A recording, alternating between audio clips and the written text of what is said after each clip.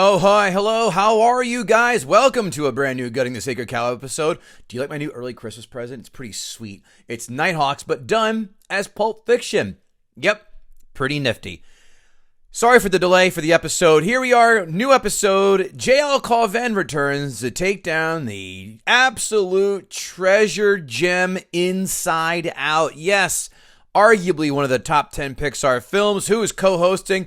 George Neumann, the fan favorite, fan gutter, but this time he sits in as co-host as JL tries to turn Inside Out right side in. Right? Ha! There you go. Enjoy the episode. There are no two words in the English language more harmful than good job. George Neumann, guest host, usually sitting in the other chair, but today sitting co-host side saddle to his buddy, me. George Neumann, what film is that quote from? That would be Whiplash. Excelente. JL's making a face. He's going there trying to get those circles, gets a square, stealing that puppy, but wowzer, good one. I love that quote. Kevin That's Gootee. A great movie. Oh, listen, that was another one. We talked about it pre-taping. That was horse shit that film lost to Birdman. I will not regret those words now, ever, or even in the past. Ridiculous. Kevin Gootee, George Neumann guest host with JL Cauvin. JL trying to get on the right side of trying to get to 500. Excuse me. I think he's got a 1 for 3. Yes. He's going to the Hall of Fame in baseball, but at the foul line, he's going in worse than Shaquille O'Neal. JL, I love his choices in films, and I love how this one is also under 3.5 hours, as his first two films were, of course, being Lawrence of Arabia and 2001: A Space Odyssey, which felt like 9.5 hours. Ugh. JL has went down a well I thought he would never go down, because we talk about this quite often. The Pixar wormhole, and this is the, I believe, second Pixar film done. Inside Out. 2015 budget, $175 million. Box office haul, $858 million. Turn that into 2023 money.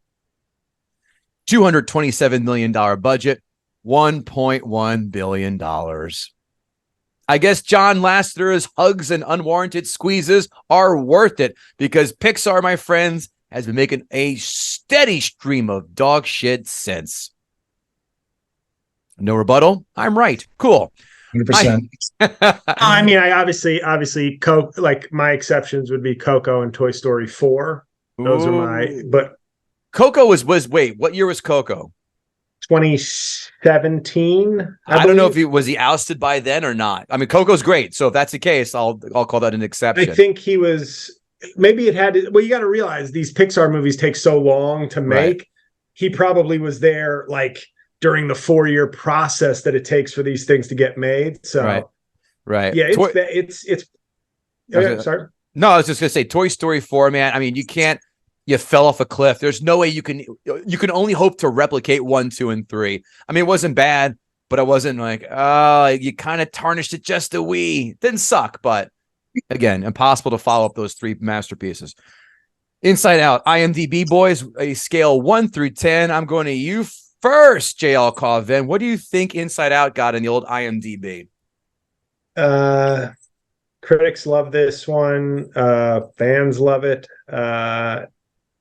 8.2. George Neumann. This movie won an Oscar, didn't it? I think it did. I think it did. I'm sorry. I'll save that for you later. I'm going to say, because I think it did win an Oscar, I'm going to say 9.4. JL Cauvin, ooh, just a tinge over. Otherwise, you would have had both showcases. 8.1. Right there, nonetheless. I'll give you style points. Rotten Tomatoes, gentlemen, you know the drill, 1 through 100. George, I'm going to you first. Critics, Rotten Tomatoes. 95%. JL Cauvin. I didn't look it up for this show, but I think I've seen in the past 98. So I don't know if that disqualifies me if I'm right. Well, you are right, so it does disqualify you. 98% exactly on the nose. How do you appreciate your honesty, buddy? Yeah. How do you remember I've that? seen it in the past. Like I said, I didn't look it up for this, but I've seen it just looking at lists of Pixar movies in the past, and it's always obviously right near the top. Audience score to you, JL. Do you recall that one, Memento? I don't, but I'll say 97%. George Neumann. 88. George Neumann has both showcases, 89. Shocking that it was below the critics and below 90 for that matter. Shocking for Thank me. you, people. Thank you. I'm a man of the people, apparently. Quotes? 11% of them. Congrats, San Francisco. You've ruined pizza. First Hawaiians and now you. I saw a really hairy guy. He looks like a bear. Quote, imaginary boyfriend? Yeah, I live in Canada. And the most subtle, unsubtle dig of our line of them all. Forget it, cake. It's Chinatown. That's right. I forgot about that. Cute. JL Cauvin, what quotes jumped out at you? What quotes jumped out at me from the movie? No, from the Declaration of Independence. Yes, right. From the movie. I don't know that any quotes. I mean, you just named. Obviously, I recognize the ones you just named.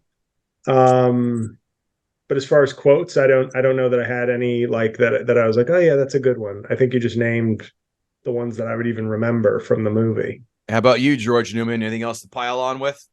When she's having the nightmare and she sees the pizza with broccoli on it, it's like, you can eat us. Monsters do that. Okay, let's get ready for 5 fun facts. They wanted to have 27 emotions in this film. They wanted to add pride, envy, trust, and even a Schadenfreude. Who is this editor? Judd Apatow? Good thing they fired him because that would have sucked. That would have been a rough one. Richard Kind, number 2, the voice of Bing Bong, was actually crying when he recorded the line, "Take her to the moon for me, Joy." Aw. Number 3, when Riley's dream shifts into nightmares, the film plays the theme music from Disneyland's Haunted Mansion ride. If you were able to identify that, you are a creepy Disney adult who probably wears a Mr. T style necklace of pins around you, probably doesn't go to the park with the kid, and therefore needs to be chemically sterilized and removed from any children's situations, period. It's some harsh shit right there, man. Why? It's true. It's like one of those people who get married and they got the cake topper of Mickey and Minnie. You just want to throw it at them. Or impale it on them. Here's Cinderella Castle, right in your thorax.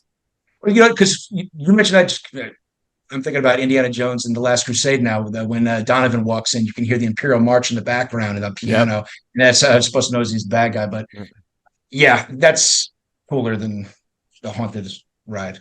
I told you not to trust anyone.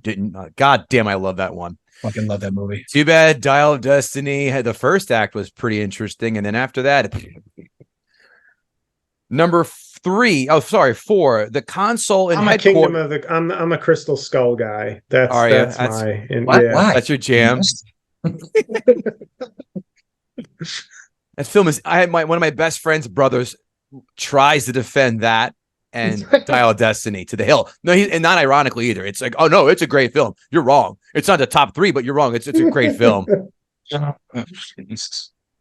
don't take him seriously. He's a Cowboys fan to boot. The console and headquarters gets bigger as Riley gets older. I mean, the ending, you get the point, but all right. Phyllis Smith, Mindy Kaling, and Bill Hader obviously have one tie-in. They were all in The Office together. Also not known, Rashida Jones, who played Cool Girl's Emotions from The Classroom. Bill Hader was in The Office. I don't remember, man. I'm not calling you a lie. And I rewatched it, I don't know, 6 months, a year ago, and I still couldn't tell you where he was in it. I know that Will Ferrell had a hot second cameo, but whatevs. We're going to go get on the fun with the fans in Ask Gutter at Joe Loves Chem on Twitter. I don't say X. That's stupid. If someone made a movie about what's going on in your head, could there be a version appropriate for a Disney audience? JL, that question is for you. I mean, you could always Disney-fy it. There'd be a lot of Lewis Black's character. Yep. Probably a decent helping of sadness, and joy. Joy would be more like manic humor, not like a bubbly, but like an intense. So it'd be Lewis Black, Lenny Bruce, and like a heroin addict. I think just walking around an office, just for the level of depression I'm looking for. I don't do heroin, but just to give a vibe of. But then you can't do it. It couldn't be that, obviously, for the Disney film. So it would just be, a crazier version of joy, Lewis Black, and sadness. The good thing at pitching scripts, JL would be in the Disney office. Is like, what are you thinking of, JL? How about Train Spotting, but in cartoon form? Come on, guys, sing it. Okay. Blah, blah, blah, blah, blah. That's the next question we have coming to you guys is at Pedestrian. Why did Pixar decide that the critical acclaim of Inside Out meant that every other film had to have the same elements? I assume that's a comparison to Elemental. Herman's head. Herman's head. It was Herman's head. That's basically the inspiration of Inside Out. Elemental and like Soul, they did kind of start to lean into for whatever reason, whether it was politically safer or to like kind of non-specific, non-racially or human or species specific blobs as their like characters. That seemed to be like every other movie had to have just kind of it's just a thing. It's a thing floating around. Don't worry, everybody. It'll be fun and funny, and it's just a generic thing. Like the globes that came out of people's chests in Donnie Darko, that kind of blob. I only saw that once. Don't rush back to rewatch. We just did on the podcast, and I said, uh-oh. I don't think this... Well, listen for yourselves. At Bjorn the Viking, I will always sing Inside Out's praises. My one stepson is autistic, and it helped him deal with and understand his emotions in a great way. I know this is a statement, but wanted to show how this is an uphill battle to gut this movie. Yeah. You're right. It is a statement, Ken Bjorn Turner, and that's cool. No sweat here at Lord Snurts. What's the porn parody movie title for Inside Out?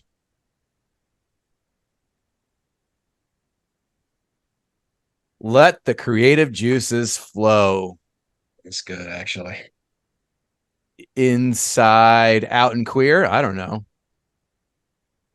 Inside and then on your back. Inside Your Beehole, Part 9. Johnny sins as anger. Yeah. And don't forget Peter North as Fear. He gets a fear boner and it just explodes everywhere. Pow. Fear boner. I don't remember ever having a fear boner. You can always just throw a deep in front of it, but that's a little easy and a little hacky, right? Humorous. This is not the Eastville mic at 4:30, JL. We're better than that. Come on. Deep inside and don't pull out. Inside, no pull out. All right. How about Inside Amy Schumer? Oh, wait, that was a real thing. Yeah. Oof. Oh, that's a good one. Out. And then we've got, of course, our Lord Snurts predictions, but I'm not going to give it to not in any way persuade you gentlemen. He also says, haven't seen the full movie, but Pixar is widely beloved. That's very true, too. By me. Like, that's the thing. This is, I'm not. We'll get to it. We'll get to it. We'll get to it. We'll get to it. We'll get to it. He's chopping at the bit, man. I know he is. He was like me. He was like me with Commando. I was like, I can talk, man. And you lost that battle too. I know I lost that battle. but you did hit with Red Dawn, which was hilarious. Somebody actually, I said that to somebody I work with today. I was like, yeah, I gutted Red Dawn. They're like, how could you? I go, that was the easiest thing I've ever done. Oh, it's like the Dikembe Mutombo dunking on Muggsy Bogues. Stop it. The movie stunk. They shoot a rocket into a helicopter and the rocket doesn't explode. Can we do we need to go any further? Oh, you already did the job. Why am I reiterating the the genius that you portrayed in this fine podcast. You did it so well. I appreciate that. Oh, it gets so goddamn loquacious. All right, so let's go to JL Cauvin first, because you know what? No one listens to the end of podcasts. We do our plugs in the beginning. JL Cauvin, what are you up to, pal? What are you up to? Oh, well, thank you. Yeah, I mean, right now, my only gig on the horizon is in Florida in February. So the best thing is I have two weekly podcasts, Rain on Your Parade and Making Podcasts Great Again. I'm all over social media. I have a thriving YouTube channel with a lot of sketches and updates weekly. So everything's at jlcomedy.com. Every link and piece of information. Oh yeah, and I released a new album, Half Blackface. Just came out so stream it, buy it, stream it, enjoy it. And then if you like that one, links to all my other stuff is on my website. So yeah. And any more of those sketches you have, I could play more than Roger Goodell, by the way. I have a little more range than just Roger Goodell. Absolutely. Unfortunately, I mean, ever since the pandemic, I've done obviously a lot of self-facing solo home sketches, but I'm hoping to get some collaborative stuff going again. George Neumann, since you're the face of corporate America, do you want to announce to the world what you're up to, or are we going to doing my best to not get canceled or fired? Yeah, I'm on Facebook and Instagram. I don't have a YouTube channel, not yet. No point in it, but look, if you're looking for healthcare benefits, you can always reach out to me. Guys, it's not Obamacare. That means you don't have to wait 18 days to get your missing appendage reattached.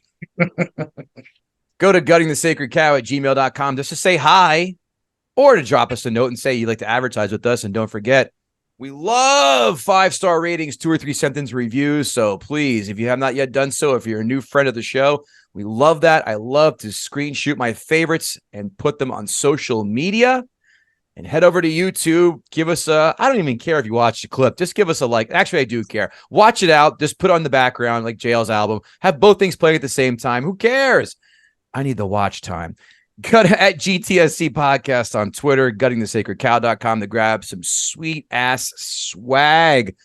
JL, I am dying to hear how in the living hell you're going to try and trash this beloved art film for kids. George, why don't you welcome me to hold JL's hand, walk him down the old green mile, and got the sacred cow. Well done. Okay, obviously George alluded to the fact that this is basically they took Herman's head as their source material, which, raises the bar for what you can do, because it's not like that's beloved sacred texts that they were basing it on, but it's still, I think it's fruit from the poisonous tree to start off with. What I really felt about this, because I know you're a dad, I know that some of the comments were about, well, my stepson, it was very good for my stepson. And I'm not taking anything away from that. But Pixar, the genius of Pixar for so many years is that it operates on 2 levels. That it's these movies that adults can just genuinely laugh at and love, and then kids can enjoy the childlike aspects of it. This movie, to me, although there's obviously some cute humor, the vibe I got, because it's the same vibe I had when I first saw it. So I was afraid when I rewatched it, I'd be like, oh, you know what? I didn't appreciate it, or I raised my expectations too high. It felt like, this was a movie that child psychologists were in the writer's room and we're like, it would be better if you make big, colorful bubbles. And, everybody, there's not going to be a villain. There's just going to be kind of a, just this, we're going to check our expectations for adults for this one. And then we're going to lean very heavy and no, but your kids will love it and it'll be beloved by your kids. And then you become an asshole like me going, no, I'm still judging it the way I judge Toy Story and Finding Nemo and The Incredibles, because that's the brand. So it's delightful for kids, I'm sure. But the word and the slang phrase that kept coming to mind as I was watching it was mid. It just felt like a mid-level Pixar movie throughout. And instead, but the reviews have it as like a Mount Rushmore for a lot of people and for a lot of critics. I would say another, and here's the blob characters that I alluded to before. I'm not a big fan of the kind of, hey, we've got this, I think the genius of Pixar in so many ways has been to take things that exist and then give it a whole different spin. Whereas this one, it was just kind of like, we can just do whatever we can make. We're basically making up a world out of whole cloth here, which some people may find more impressive. I find it a little less impressive because you have the whole blank slate kind of to choose from. You just may have to adhere to the Herman's head, sacred texts, as long as you don't stray too far from that. Another thing in terms of the humor, because I just didn't think this one was as funny as a lot of Pixar movies. I didn't find it that funny, even though there was a lot of attempt, and it felt more childlike. It felt more like humor for kids, which is okay. But like I said, I'm going to treat this like I treat any other Pixar movie, which is the reason you are such a gold standard brand and studio is because it always works on two levels. Whereas this, a lot of the jokes were kind of wink, wink, and it really seems to be more of a kid's movie. And the thing that I found interesting about the humor was everyone else's headspace was funnier than what I was being forced to watch for the majority of the movie. Like every time when they went into dad's headspace, I laughed. Mom's headspace, I laughed. At the end of the movie, when they go into like 10 different people's headspaces, I was like, yeah, all of these would have probably made me laugh more than the movie I do. And the one thing I will concede is I think they're making Inside Out 2. Yeah, because next summer. Inside Out 2, probably I will see it because I think it will be better than this one because I think it's probably going to be her as a teenager, which is going to be infinitely, I think, funnier and more of the humor that I might want from a Pixar movie versus this one, which, like I said, no disrespect to the guy who said it helped with his autistic stepson, but it kind of felt like this movie was like the writer's room was, a third child psychologist making sure they got it right, whatever that means. But I think the only thing I could concede about this movie after watching it, and I wrote down like different Pixar movies, I said, it's not as funny as a Finding Nemo or a Toy Story. And another one that I can't read my own handwriting. And it's not as touching as an Up or a Toy Story or a Coco to me. So it ends up being just kind of this, that was nice. And then I see the reviews and it's like 98% and I'm like, wait, what? It's like nice. It doesn't suck. I'm not saying that, but it's just like, this is like a mid-level Pixar movie to me, and it gets treated as like a Mount Rushmore kind of title. And I think it's, I just think it's like my overall sort of critique of it is like, it's fine. Oh, and there's nothing wrong with that, but it's fine. Like, it's like I didn't laugh a lot, but there were a lot of attempts at humor. But I just felt like it was a Pixar movie, and it's easy to say, well, it's for kids, Jay. Like the kids love it. And my thing is, that's fine, but save that shit for Disney. Pixar is like the kind of, the top shelf. It's the top shelf animation that the tightrope they walk is adults are going to have no problem going to see this by themselves or with another adult, but you can also bring the family. That's the genius of Pixar generally, is the two levels. And I just thought it's certainly it's a solid movie, but I think the reason I brought it up is that I was confirmed rewatching it that it was just like, yeah, this is like this is just a middle level. Like I don't mean to speak sacrilegiously, but I don't know that I enjoyed it any more than maybe Cars. Oh, wow. I know, like that. It's kind of like, that's good. It's like, hey, Pixar, you went 2 for 5 with 2 singles and a run scored today. Very nice game. Very nice game. Finding Nemo hit 2 home runs. Toy Story hit 3. Coco pitched a shutout. But congratulations, you went 2 for 5 with 2 singles. It's a fine day at the ballpark. You contributed. Thank you, Inside Out. That 2 singles in a run that gets you in the Hall of Fame. Just ask Craig Biggio. That's a baseball joke for you nerds out there. So what it sounds like you're saying is Pixar is like first class. Disney is like an economy coach with a little exit row room. And then DreamWorks is back where the Cretans sit, or even Spirit Airlines. Am I right? Except, I mean, well, actually, I can't say that. I love Shrek and I love Kung Fu Panda. I have not seen Kung Fu Panda, and I was bored to tears with Shrek. Oh, I love Kung Fu. I haven't seen it. I love that shit. Is it? I haven't seen it. Okay. Jack Black is my guy. Like, I love Jack Black, so I hate Jack Black. You know his best film? Don't see it. His best film for Jack Black's best film is King Kong, because he's not an annoying asshole. Like Shallow Hal, it's like him and Ben Stiller are the same annoying jerk offs and all those like early 2000, mid 2000 films. And then when Tropic Thunder came out, it was like thermonuclear of war. Oh, the two of them together. But School of Rock is one of my favorite movies, and that's all Jack Black's greatest movie. I haven't seen that one because Jack Black's you haven't seen School of Rock? I haven't. No. Oh, School of Rock is like you got to see that movie. It's good. Yeah, School of Rock is like great. Legitimately, it's like a great fun movie, and it was Mike White who writes The White Lotus. He created The White Lotus. He basically said he wrote School of Rock for Jack Black. Like that was like, so it's like the perfect movie for him. I don't know if that means you'll hate it because it's the maximum Jack Black, but maybe that's been the problem for you. You've been getting like you need the full hit to appreciate it. First he goes to heroin, now he's talking about the full hit. I think JR needs a definite intervention here. I'm going through Talenti gelato withdrawal. Yeah. Sounds like Dr. Drew's going to come in a big white van and duct tape you up and throw you in the back, shoot you full of Thorazine.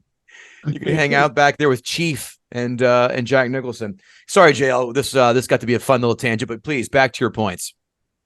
Yeah, and I think, I wrote down just as a small aside, when the girl, what's the girl's name? The main character? Oh, Riley. Riley. Thank you. When Riley is like on a Greyhound in downtown San Francisco by herself, I was like, this needs to be rebooted. It seems awfully safe for this, 11-year-old girl to be trekking around downtown San Francisco. But it's, I mean, and do you want me to say, like, is this where I say things I forget, where I say things like that I thought were good, or is this just whatever you want, whatever you want to do, good and bad? I thought that, like I said, I thought every other headspace that they did the format for was funnier than this one. This one was like Bill Hader, great SNL guy, wasted. I thought Mindy Kaling, just I'm not like a fan one way or the other. Joy, like sadness, I found annoying. Like I didn't find it redeeming, or like, hey, okay, now we realize sadness is like and the lesson of the movie. I get what they're doing, but I think they wanted to all of a sudden kind of flip it and provide like this. Well, now we've been talking to kids on a kid level for 90 minutes, but for this 3 minutes, we're getting real abstract about the value of sadness because and I was like, even I'm sort of a little off here. Like what?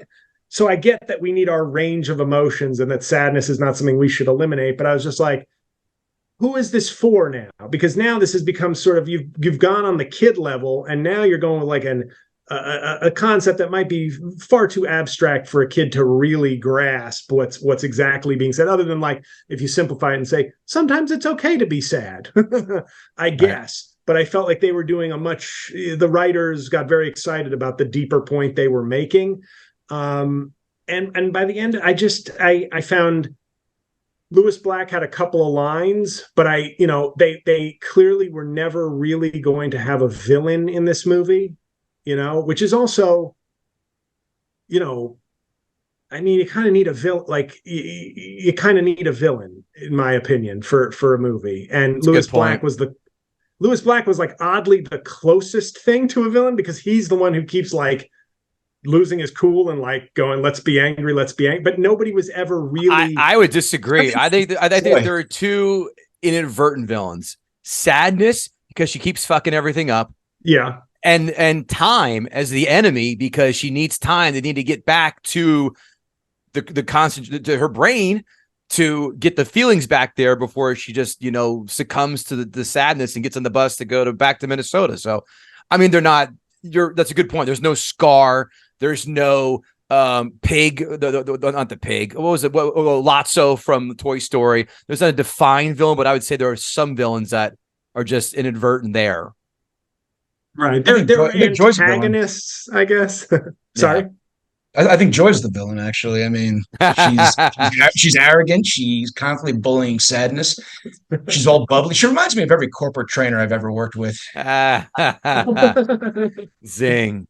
All right, guys, participation time. All right, the winner gets a $5 Starbucks gift card if you come up with a famous slogan. And remember, if you say, think outside the box, that means you're in the box. Go. I love your corporate rants, dude. I actually look forward to them. Whenever you're like, corporate rant time, I'm like, I think of you. I do think you're one of like 5 people. I know he's going to love this one. Sorry. Another tangent. Continue, please. Another thing, I thought the abstract shortcut scene was very clever. And it was almost like, oh, this is where you were trying to throw a bone to the adults, maybe, where they were going from like 4D, like 3D to 2D to like, right. And I liked, what was his name? Bing Bong? Bing Bong. The imaginary friend. Because that was the only moment in the movie, and I don't mean to simplify Pixar movies, but like the reason they are great is they're funny and they often pack a real emotional punch. And that's not easy to do, and yet they've done it in so many movies. The closest thing I felt to an emotional punch in this, oddly enough, is when he sacrifices himself. And the idea of, as the girl gets older, the imaginary friend is going to fade away. He's there to get her through a time. So I get that. And I appreciate Richard Kind giving it all and crying during the voiceover, because that was the only moment in the movie where I was like, oh. But I just felt like on all the things that make Pixar great, it was a step below, from humor to emotional power to even the animation, like I said, felt more like a child psychologist advised them on what would be the best color scheme, and kids like bright things, and like, let's make it really like it just, it was it's a fine movie, but the I think it is deeply overrated is like would be my verdict for Inside Out. Okay, give me a number 1 to 10.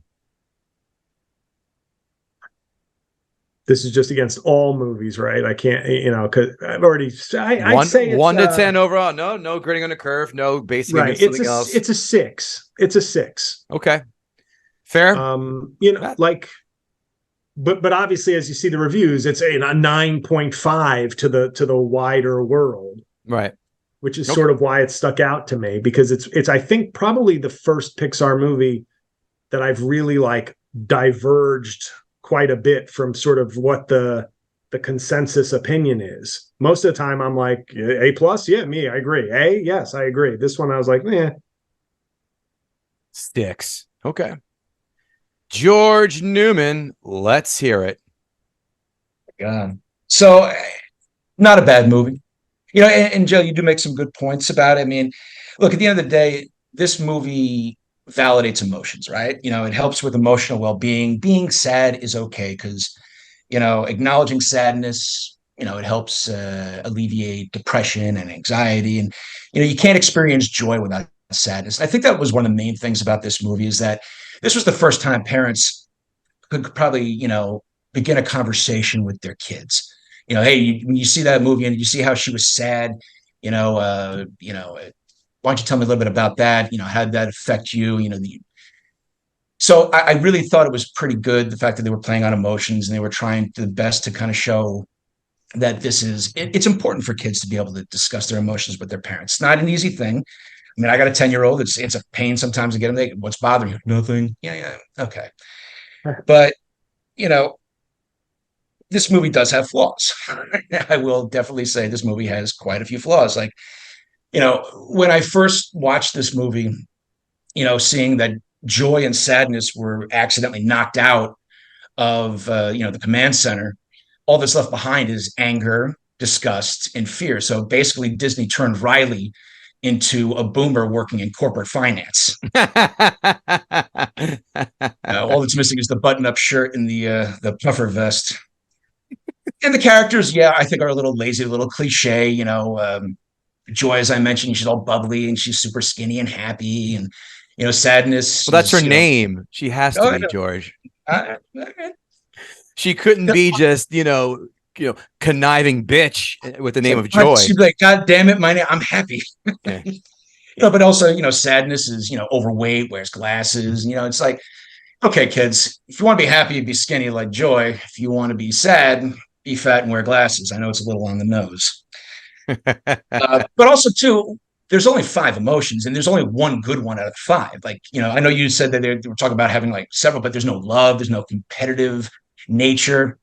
It's just 5 dickhead emotions of this really sick kid.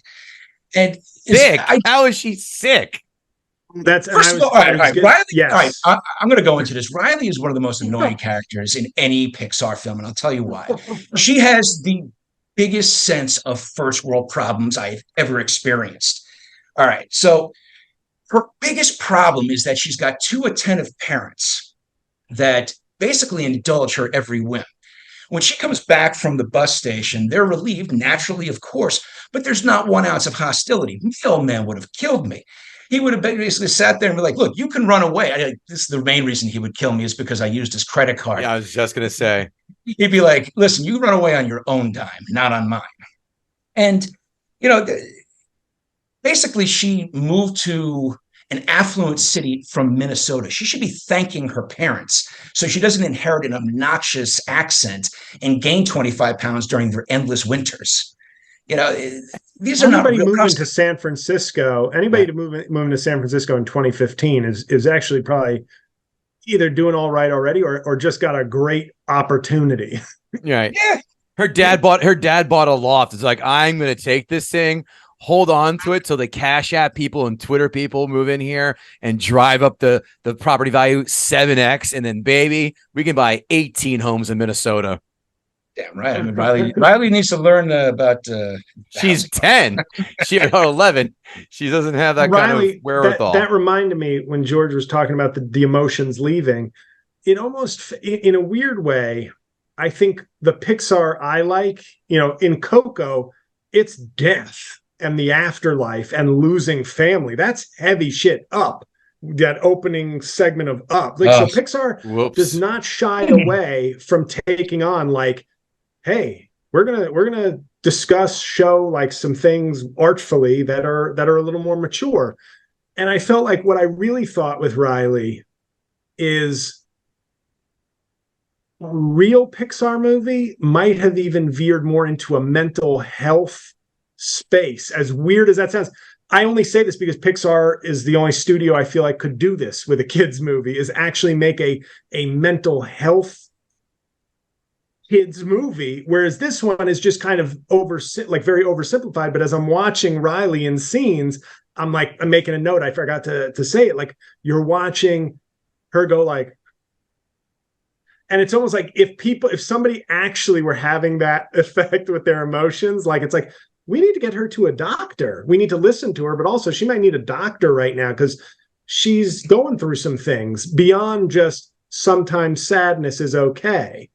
And it's and she's old enough. She's on the precipice of like, her first period in like middle school. So it's like, it's not a 6-year-old. It's almost being treated like how like if the character were 6, that's how the movie, it probably should have been a little more complex because of the age and because Pixar is usually kind of capable of that kind of stuff. So I just thought that would have been the more daring way to take it, is like, almost, here's how we address some mental health issues. Because I had written down, I said, I think Riley might become a school shooter at one point in the movie. I was like, she is really, it's getting very dark. No friends, randomly crying, hating where she is. I don't know. Wear that brown leisure suit to 7th grade. Did none of you guys have sisters and never had to dealt with that as they grew up?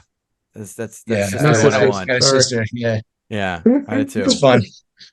I mean, I agree with you, Jail. I mean, there were, I think, some missed opportunities here. I mean, because kids go through a lot of serious issues. I mean, divorce, death of a loved one, a serious illness. I mean, and they chose that moving from Minnesota to California as being this end all of horrible situation. I mean, I don't know. Maybe the next Inside Out will have Riley has type 1 diabetes or something. I don't know. Not in San Fran with veggie pizza. She won't be. By the way, she doesn't like white pizza. Like white pie, that's awesome, dude. White pizza's the best. White pizza's good. The only thing, so this movie, to wrap it up, this movie also could only have a girl as Riley. This couldn't be a boy, because if this was like an 11-year-old boy, they never would be able to show this movie. It'd be nothing but like wall-to-wall pictures of boobs. And it'd be like, all those core memories basically would be Phoebe Cates coming out of the pool in Fast Times at Ridgemont. Be nonstop. I hate to say, but mine would be Joyce. Phoebe, is it who is the woman?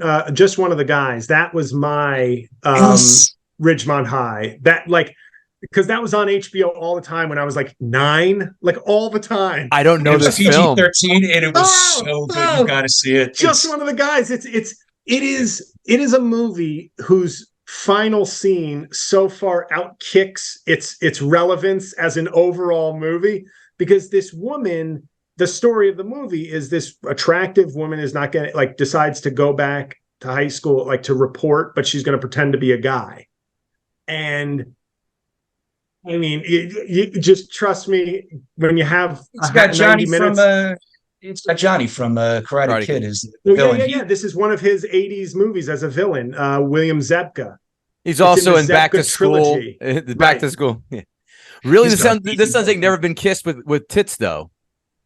You got to see it, because it's the when the end scene, the climactic scene is literally like, as a 9 or 10-year-old, I'm sitting there going, this is worth 90 minutes of my time. I am not being sarcastic. Kevin, it's basically, think about every gender swap. I'm shocked you haven't seen it. I am shocked. It's all cliche, but when that scene comes in, you're like, well worth it.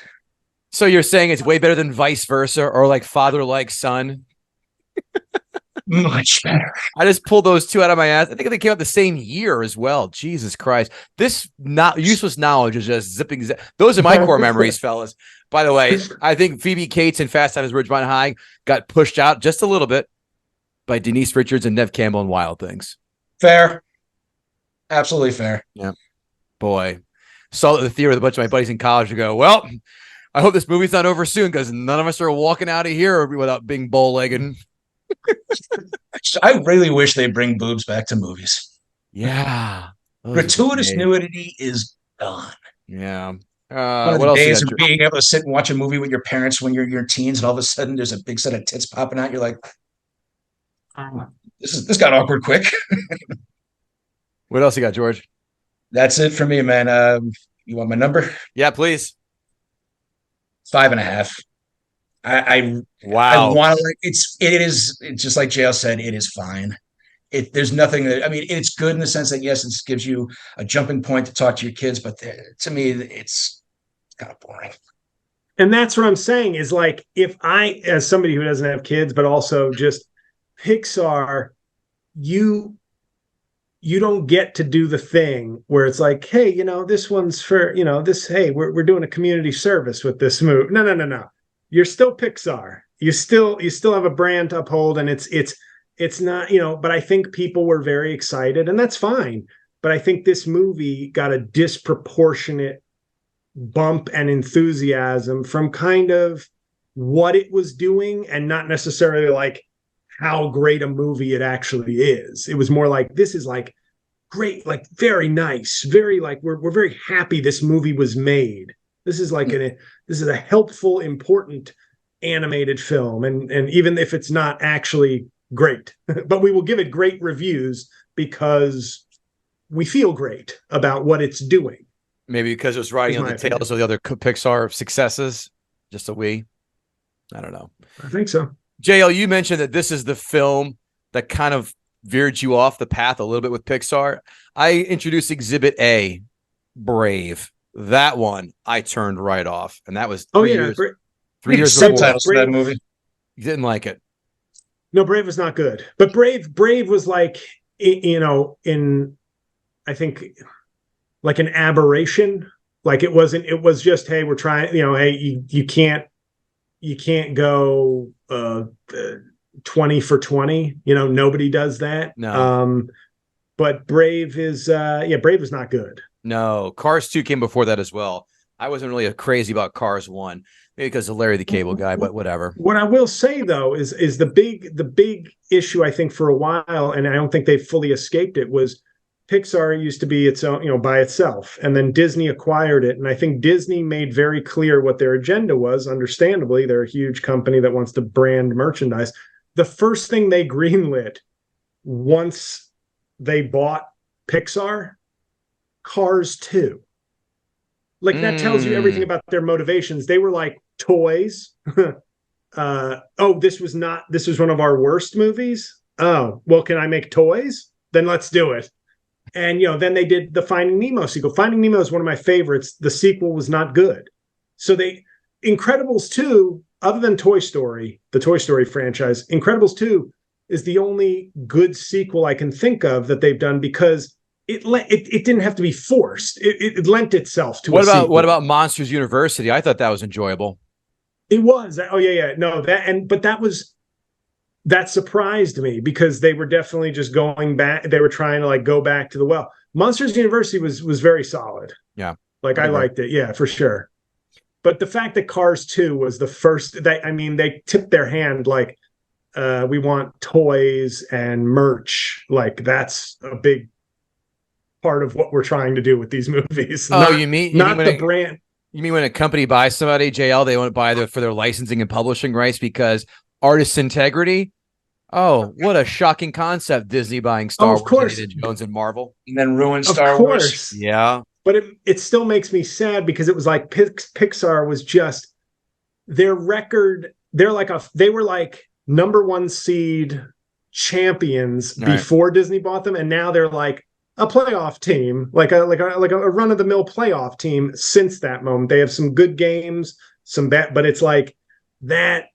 Their run was incredible. To start like out of the gates. I hate to say it, but they're like our Yankees. Oof, came out gates of fire, and it has been a drought since. Is Aaron Judge the next Don Mattingly? Oh, please. Don't make me break down in this podcast talking about my all-time guy here. Yes. Oh, no, I know your favorite. But you wonder in like 6 years if Judge is like a 500 home run hitter with an MVP and no rings. Like his legacy will be, he will be linked with Mattingly at that point. Mattingly is more beloved than Aaron Judge, without question. Well, as a 6'7" biracial guy, I know that there's a real prejudice against my people we're too Goliath to be beloved. Hilarious. I will talk baseball with you for another hour and a half, but the movie nerds here are going to tap out, and I don't want that to happen. These notes brought to you by guttingthesacredcow.com. Again, grab yourself a hat, mug, bag, whatevs, and please tell a friend. That's how we keep this podcast going. Besides good karma, please share with a friend. Tell them why this is the funniest, best movie debate, movie review podcast out there. Notes. Lewis Black, great casting. You know who would have been better as Anger? 2009 Tiger Blood, coked up Charlie Sheen. That would have been a hell of an entrant as Anger, as well as AOC after having her sexuality assumed would also be fantastic as Anger. JL, how would have Trump sounded as Anger? They're treating us very poorly right now. It's very disrespectful. You see what they're doing? Now, what I want you to do is, I want you to take this hockey stick and I want you to slap them in the face with it. Okay, they're being very nasty to us on the hockey rink. So he wouldn't yell. But he'd be much more crueler. He'd be crueler than Lewis Black, but not as explosive. No. Ironically, they both wear red ties. There you go. It took me 6 to 8 minutes, because I haven't seen this in a minute, to realize that Phyllis from The Office was Sadness. I go, I know that voice. Where the hell is it? So I do my research afterwards. Oh, wow. Yes. There you go. I thought it was. I forgot who it was first, and I said that's so and so. Then again, I go, no wait, it's Phyllis. Can't wait for Inside Out 2, where Riley walks to school in San Francisco and almost steps in 5 piles of human shit, and then witnesses a flash mob rob a Target. For those of you who are audio listeners, George and JR are laughing. They just don't have sound emitting. So sorry. They do the corporate America polite laugh. All right. Sadness is the comic who goes up at open mics and says that this is their therapy. It's a joke for JL. The new emotion in Inside Out, I think, will be stupidity when Riley nearly ODs while doing the Tide Pod challenge or boofing vodka tampons on TikTok. Yeah, they got to have Riley do something stupid in the next movie. Yeah. I mean, something unbelievably stupid. And if she's a teenager, there's going to have to be some, there's going to have to be some sort of like, I'm lust, right? Or I'm horniness, or like, how will they, you know what I mean? Right. Riley strikes back after revenge porn's tape strikes and breaks the surface. Sadness, back to her, is the mother hen of a group of women out on a ladies' night who will stop any and all of her friends that are trying to go home with the dude that night. Polite nodding. What, we had a Japanese fucking sales retreat? You guys gonna go to vending machines and sniff dirty panties on your breaks? Christ almighty. Do that after this. What are you talking about? Domo arigato. I think they nailed the mom and dad inner monologues where the dad's just like, sports, what? I'm not paying attention. And the mom, is he paying attention? That's hilarious. I got a good chuckle at that. I laughed my ass off with the mind workers when they were removing memories that deal with, hey, well, why do we remember the phone numbers? That's what we have a phone for. I can still rattle off my dad's work number and at least 5 of my best friends' numbers as a teenager. Still, my old college landline number. Christ almighty, dude! Nobody remembers the number anymore. I also like the when they shoot up the gum commercial. Like, how many people know the Double Mint gum commercial song? Right, the earwig. If you're not feeling for this kid and her emotions, your heart is blacker than Wesley Pipes' dick. Mm-hmm. She's mentally deranged. Bing Bong is the best prop comic ever. Thank you. Crying candy serves 2 purposes for me: humor and hunger satisfaction. Yumma dum dum. I know this is a kid's film, and you need to have your main character overcome challenges. But hey, if Disney can have Scar kill Mufasa, joy could have killed sadness. Hear me out. You wouldn't mean to tell me that you wouldn't laugh your ass off if Joy pulls a Batman Begins by leaving sadness on the ledge by saying, I'm not going to kill you, but I'm not going to save you either. I'd see that great. The train of thought. She would have gone right into the chasm. Like, right. Yep. I was hoping that, like, and I knew once I saw it a second time that it wasn't going to happen this way, but I was like, once again, an interesting thing would have been like, the doctor has prescribed her some antidepressants. And then you see like sadness. You see like sadness all of a sudden, like just take a nap or something and just be like, you guys go with Sadness comes over with baseball bats and starts beating sadness. Stifler from Old School with a mullet. You're crazy, man. Like that kind of. You're a fucking That would be, listen, it's too late for Inside Out 2, but Inside Out 3, we've got screenwriters, 3 of us, better than our day jobs.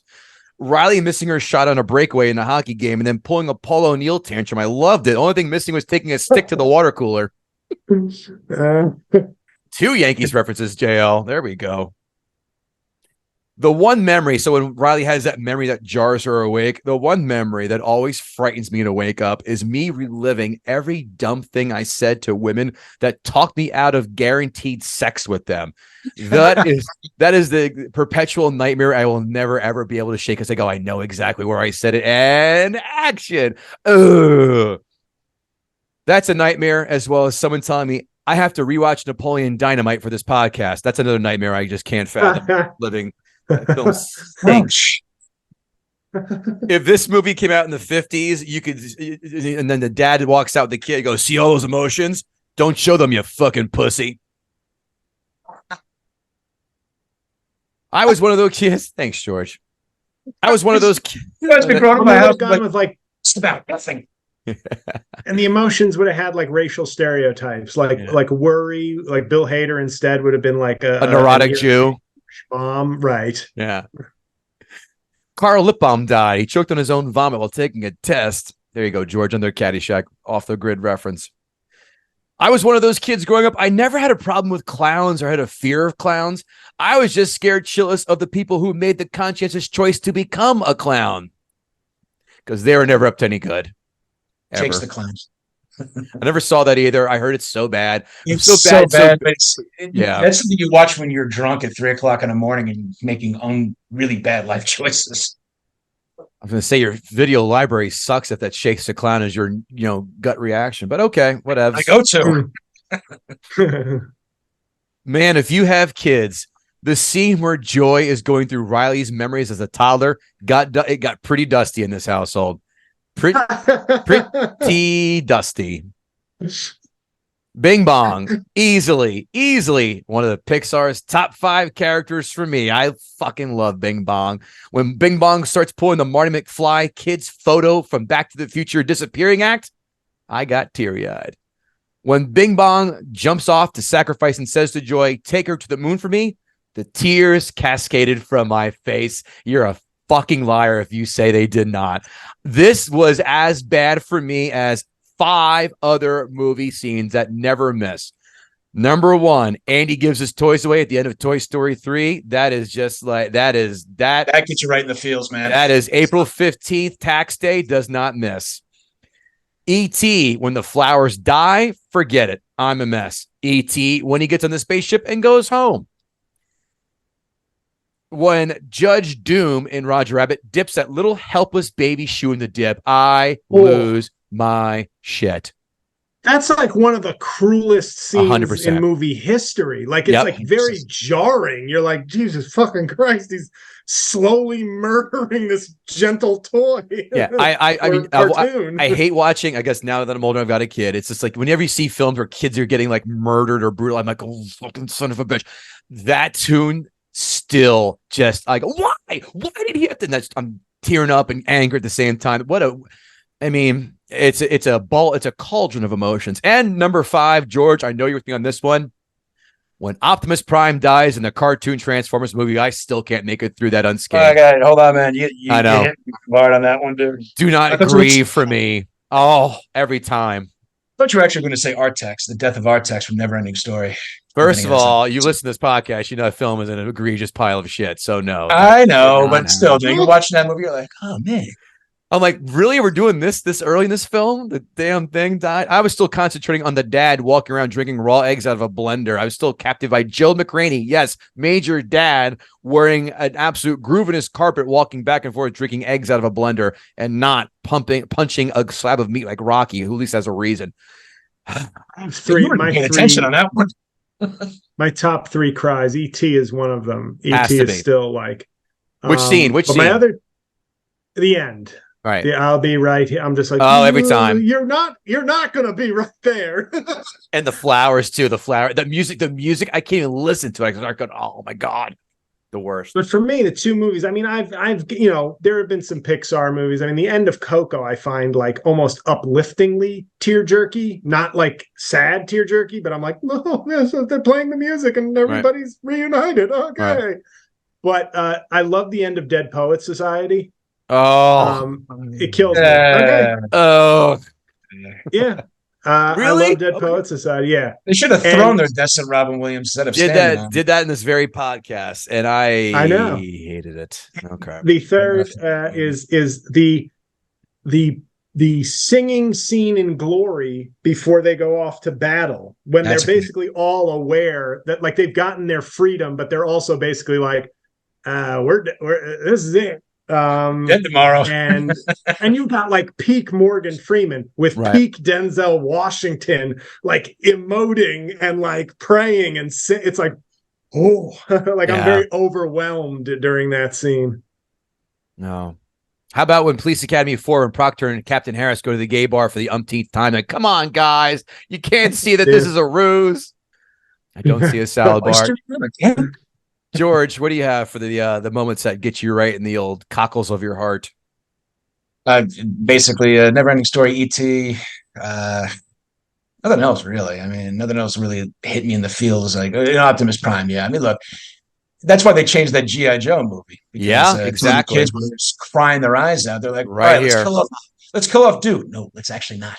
No. Yeah. He's in a coma. 4 seconds later, Scarlet becomes an MD instead of, an infantry soldier. She's like, diagnose him. He's in a coma. What? Okay. I will. What was another one I had too? It's also mildly sad and it gets me just a little bit. At the end of Terminator 2, when he's lowering himself in the lava and he gives the thumbs up on the way out, I'm like, oh, that's his buddy. He's killing his own buddy. No, John, I have to go. Go. No, there's one more chip. Tap, tap, tap on his head. 12-year-old me who thinks in the moment that I'm watching the greatest film ever made.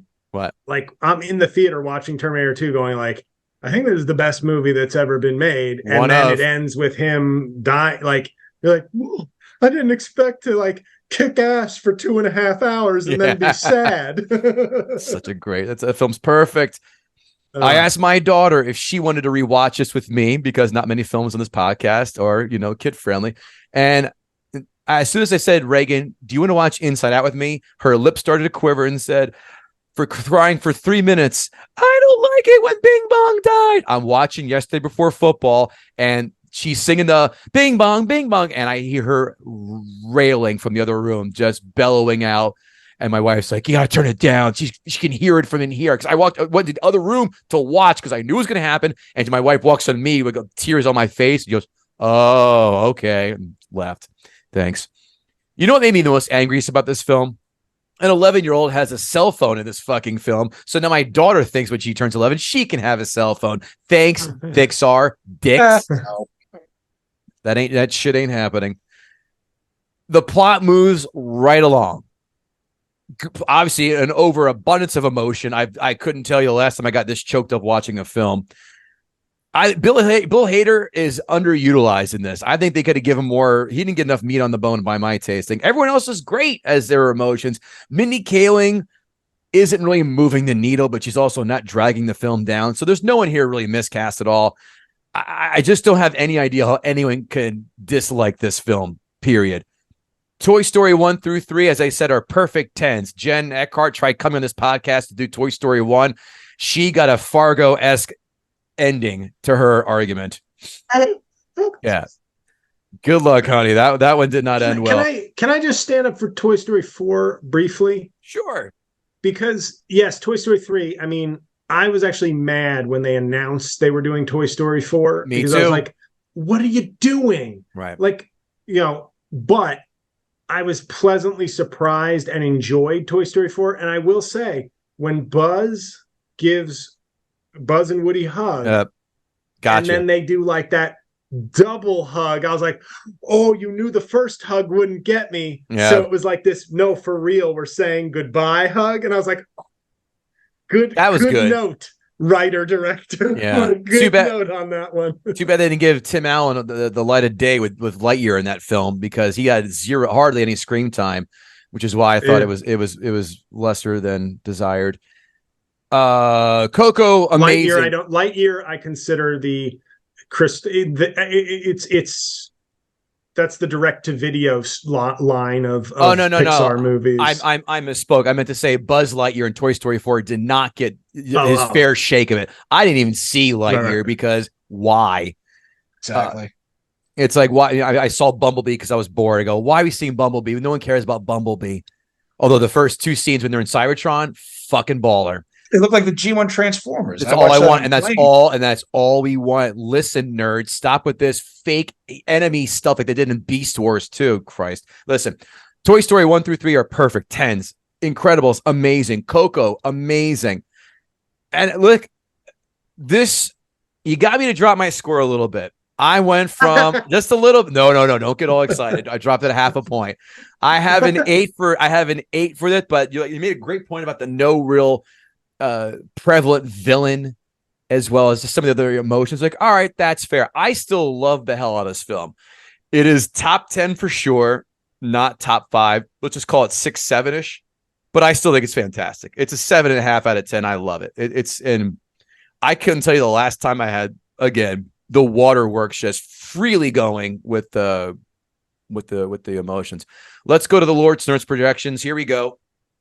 He's got JL. He's got you at a 5. I think you said you were a 6, correct? 6, yeah. Georgie has you at an 8, so way off, actually. Yeah. But then again, he has no barometer to go on. He's never heard you give out scores. He's got me at a 7, so right off half a point there, Lord Snurts. Well done.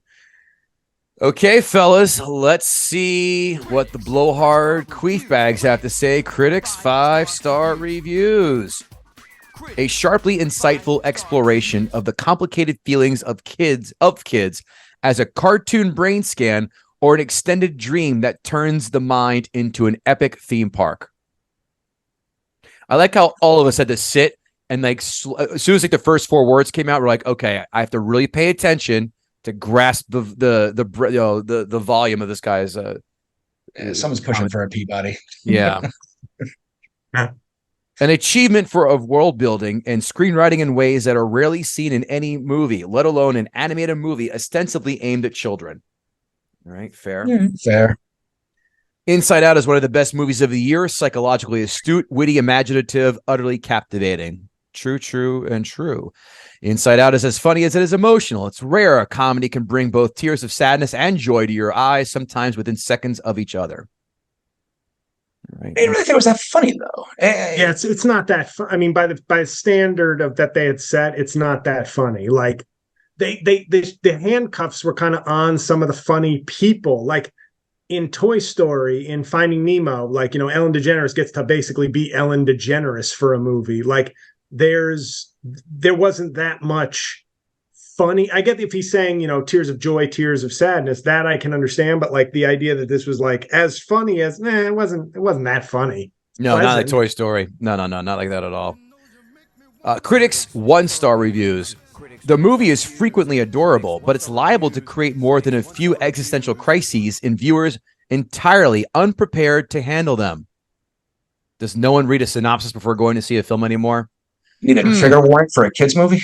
I mean, exactly. That's a 1 star. I mean, that's a fair point, but that being the basis of like I don't think it's not a 1-star movie. That's 1 weird. star. No, definitely not. What do you walk to the theater now and go, all right, let's gamble. Looking at the board and theater number 7.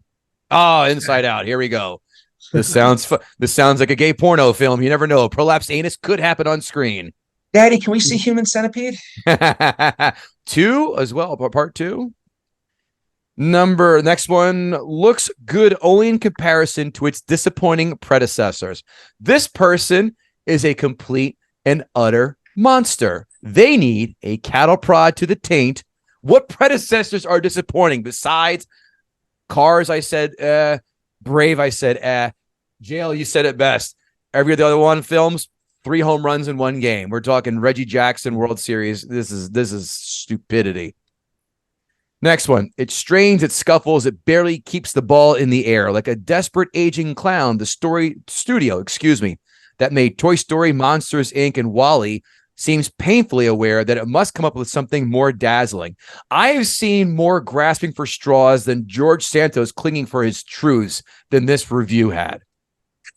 Sometimes there are reviewers who are definitely, just saying, well, I can just write a nice review or I'll be one of 5 people destroying it. Yeah. And my then review will stand right? out. Yeah. Like you're not reading the 100 reviews that were good. There's probably only a handful of bad ones. So they're getting read here. This is their dream come true. Yeah. I would be the new Vincent Canby of the 2000 years. Inside Out is a sad, emotionally loaded film that drains any initial exuberance like a faucet. Note to Pixar and Disney, please go back to making films that are more fun than not. I don't want to be bummed out watching a kid's film. Yeah. For all its clever touches, the personified emotions plot still feels like a story the school psychologist would have used to teach kids about their feelings. It feels simultaneously infantilized and aimed over kids' heads. No, it doesn't. Hey, so somebody just found you just found my review apparently. Yeah, pretty much. Amazon 5-star reviews. I purchased this movie for my sensitive 5-year-old grandson to watch. He really loved it. Signed, Dave Chappelle.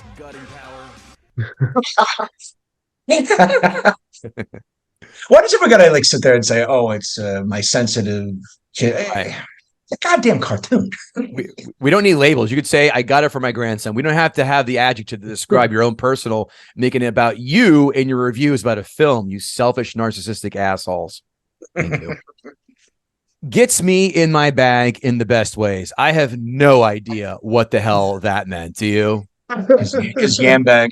I was just gonna say, what, it hits your skirt on the right way? Is Joy dressed provocatively where, you could get a Wonder Woman, Super Friends boner? No? All right. I can't be the only one. Stop it. I watched this movie in rehab. It made sense to us why I was using my memories were messed up. So I self-medicated until I saw this movie and put it in perspective. Signed, Sherry Shepherd. That's not real, right? That can't be. Copy and paste, pal. You know the drill. Jesus. Amazon. Sitting there in rehab. So I watched Inside Out and it really brought it home. This is why I do a lot of drugs. He uses an hour and a half of internet time to write an Amazon 5-star review. Can you imagine that? Not the "I'm sorry" letters that you have to write, or selling off stuff because you have to make your monthly nut for the rehab bill. Whatever. Bob, don't worry about the appeals to the parole board. Write this review. No. I can't take my Thorazine yet. I'm not done with my streaming of conscientious thought. Amazon 1-star reviews. Me and my family are not into these kinds of movies. It was just weird, and we decided not to finish the whole movie. Signed, Pete Davidson. Decided not to finish the whole movie. It's not that long of a movie. 95 minutes, fellas. It's not 2001. That feels like a homeschool person, like, who is like, this is not our kind of entertainment. Right. Feels like somebody who goes out and kills animals for fun. Can we watch Davy and Goliath and Claymation again, Mom? Please. I don't know, Davy. What a piece of shit cartoon that was on Channel 11. My God, there was no more torture going. This is it until Transformers and G.I. Joe comes on. This propagandic horse shit. Fuck off. Do not buy because you are unable to stream this video and there is no way to get my money back. Oh, a cautionary tale. Abandon ye all hope who rent from Jeff Bezos. 1-star reviews tell no tales. I give a 1-star review because you don't know how to stream a movie properly. Yeah. My favorite is I rented this and I eclipsed my 48-hour window. And it's like an hour and a half long film. Like, you couldn't find an hour and a half out of the 48 that you have to rent this to watch it. Yes. This is not Ken Burns documentaries, folks. This is a Disney film.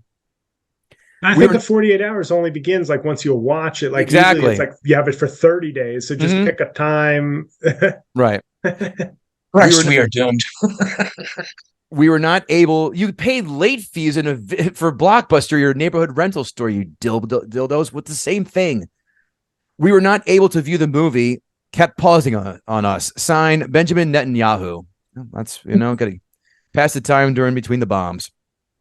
And folks, those are the only 3 Amazon 1-star reviews for Inside Out, just to give you an idea how well this is beloved. We're going to go to our last segment, of course, and that's called Who's Funnier, ChatGPT or KG? I asked ChatGPT to write 3 jokes because any more would violate the Geneva Convention rules. Here we go. Why is Bing Bong the best at telling jokes? Because he knows how to pull a memory out of his hat. Sorry. I hear Chris D'Elia's pencil scribbling furiously.